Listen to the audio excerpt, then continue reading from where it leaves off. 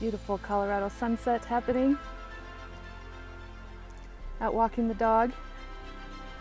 Hi everyone, this is Geraldine Winstead and this is my author vlog. Sorry for the shakiness, I'm still kind of getting this together. So I think the last thing I filmed was spending 10 days in Florida. That was so fun. But let me tell you, it was so hot and humid. Actually, this temperature was about the same as here, like 85. But it was so humid there, my glasses would sometimes fog up just from stepping outside. And you could only take it in short spurts and you'd start sweating and getting sticky. So that was challenging. And then once I got back here in Colorado, I was like, oh, I can breathe. The air is so perfect here, so cool and dry and breezy, and it's just this beautiful. The weather here is just gorgeous. It's getting up to 85 or so in the afternoon, or 80 actually, but in the morning and evening it's cool. The funny thing was, right after I got back from Florida and that super hot weather, we had a snowstorm, a September snowstorm in Colorado, early September, which is unusual. We don't usually get snow till like Halloween or sometime in October. It's rare to get it so early in the season like that. It was a very wet snow and it was only there like 24 hours. We had like 2 days where it was like kind of cold and dreary and snowy, and then it melted. So, and the temperatures have been getting hot again since then. Anyway, I got back from my trip and goodness, I'd forgotten how exhausting it is to take care of a baby 24/7. Even one that's an easy, happy baby that like sleeps through the night and everything, you're still like on all the time because any little sound and I'd be instantly awake, sort of like LARPing. Maybe that's why I like LARPing so much, because it just challenges me physically. You learn to sleep with an ear open all the time because you never know when a monster is gonna, vampires or sometimes wayward fairies or all sorts of monsters or creatures might suddenly break into where you're sleeping at night, literally sleeping, and then you have to be ready to jump up and fight. Especially the post-apocalyptic zombie LARP was like that. At that one, they only guaranteed that you wouldn't be attacked between 2 a.m. and 7 a.m. But there was one event where a zombie kept us all up till 3 a.m., but we couldn't go to bed. And I was woken at 7 a.m. being attacked by zombies and pretty much just about died that time. So the physical challenges of LARPing is partly that. It's like being on all the time, like watching a baby.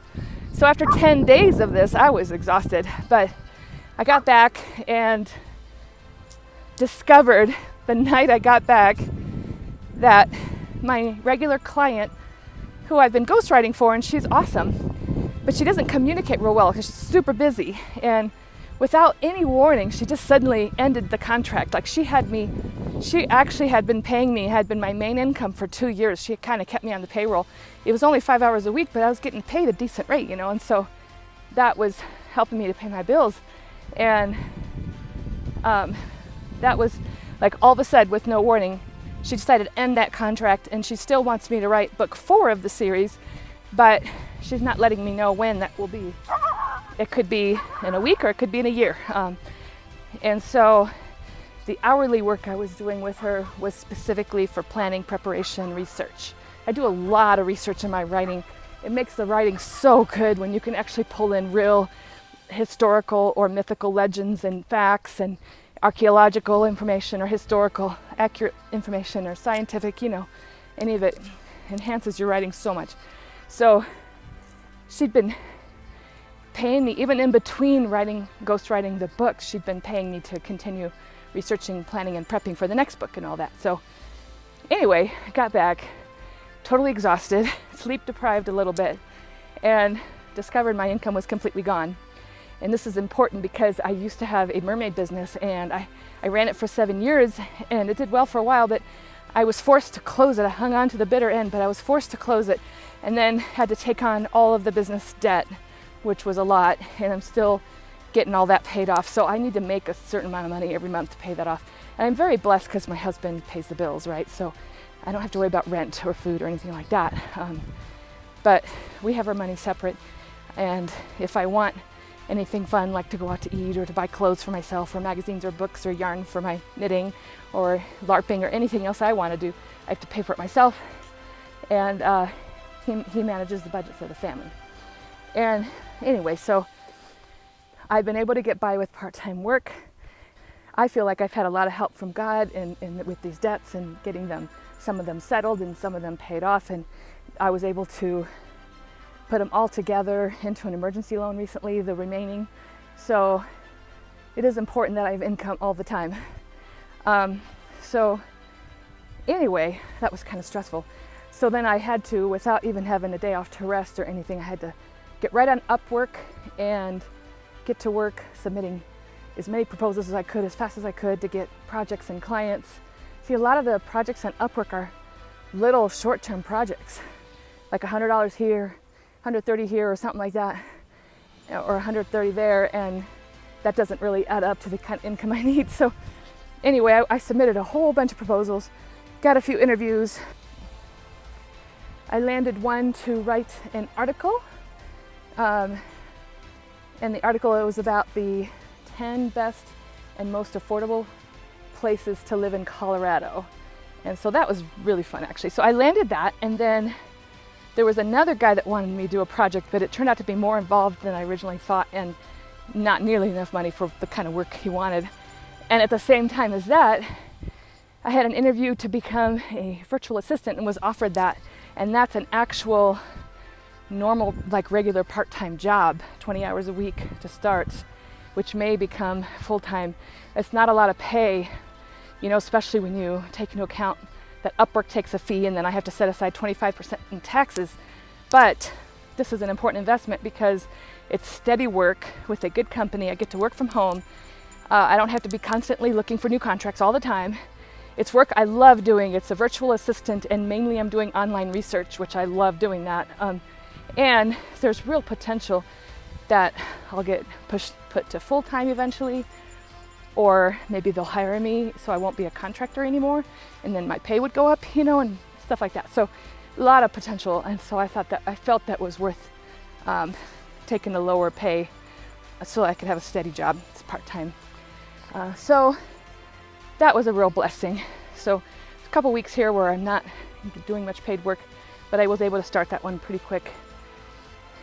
And then it's interesting now, I started it this week, and so now I'm balancing the 4 hours a week of that job, and it has flexible hours, which is perfect, with the other little projects I'm still doing. So I had to finish up the article, so I got all that done by the second day of my new job. And my other contract for a children's book, they're ready for me to write the second children's book, and I agreed to do 2. So I had to figure out where to fit that in. Yeah, I've been working part-time for a long time. I haven't worked full-time much other than being a mom, and we tend to wake up quite early, and then I do my work early. I have my best energy in the mornings, but then by the time I eat lunch at 12 or 1, I get sleepy and I'm ready for a little break in the afternoon. And they've actually shown too, or I've read that the body has these rhythms that go up and down, and that's the time when your brain kind of drags and you need to rest. And so I quite often take some sort of break in the afternoon, even if it's just a short one.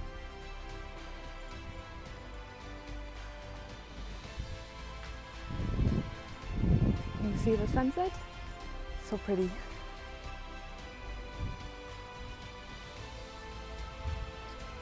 I don't know if you guys prefer to see my view of me walking or my face talking. Maybe a little bit of both. It's difficult to do this with a dog. We're trying to train her, but it's hard for me to train her if I'm doing the video, so it's difficult to do. Why do you bark so much? You silly dog! Why do you bark so much? So anyway, it's a lovely night in Colorado. Florida was so much fun. I was so glad we got to do that.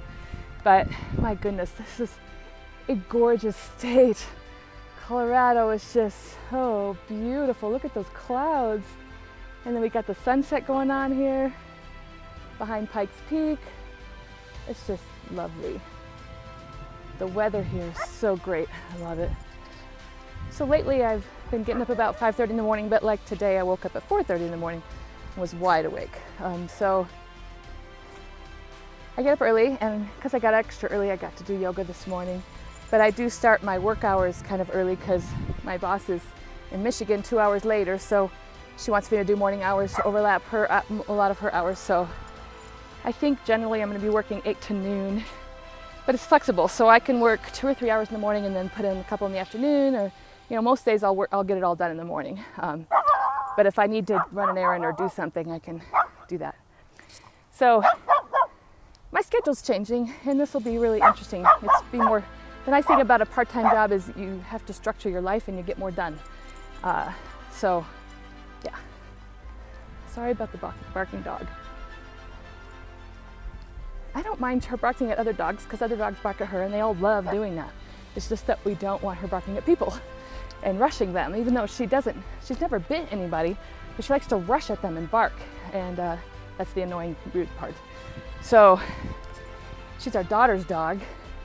We never really asked to have a dog, but she's very sweet and very smart, but the barking is a little bit crazy, and I've never had a small dog before, probably for this reason. So we'll see. I'm not sure if we're going to keep her,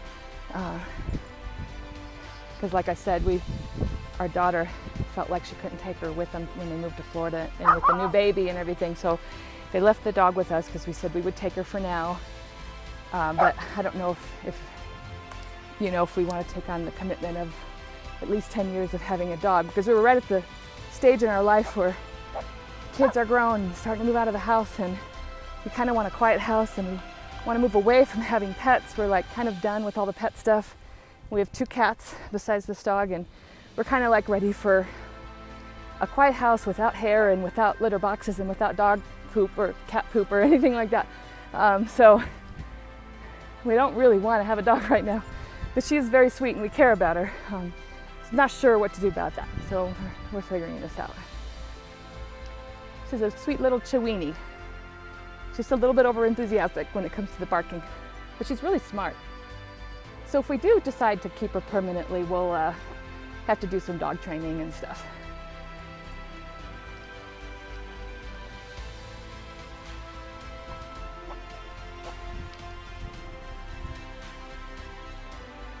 Pikes Peak, America's mountain.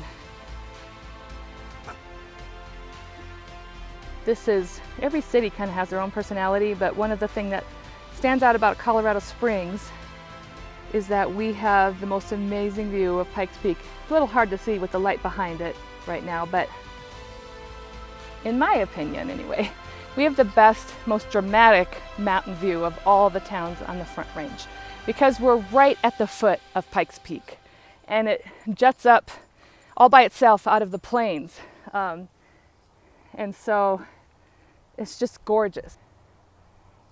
This is all I guess there's more than one mountain, but it's sort of a small range, but mainly Pikes Peak kind of towers above them all. And it's amazing in person, and every day it looks different. And all the other towns along the Front Range, they have like a distant view of many snow-covered mountain peaks. It's like a range of mountains, but they're kind of far in the distance. And so it's not as dramatic a view that we have, because we're right in the foothills, right at the foot of Pikes Peak. All our streets are up and down all the foothills and stuff. And even our city park is like a small mountain park. It has like a pretty good sized hill and lots of good hiking trails and mountain lions and bears and stuff in there. And it's pretty big. So it's one thing I love about this town is that we have such a great mountain view here. And we don't have the view from our house. The fancy houses have views right from their house. We actually moved into a neighborhood to be part of a house church, so it was a small community neighborhood.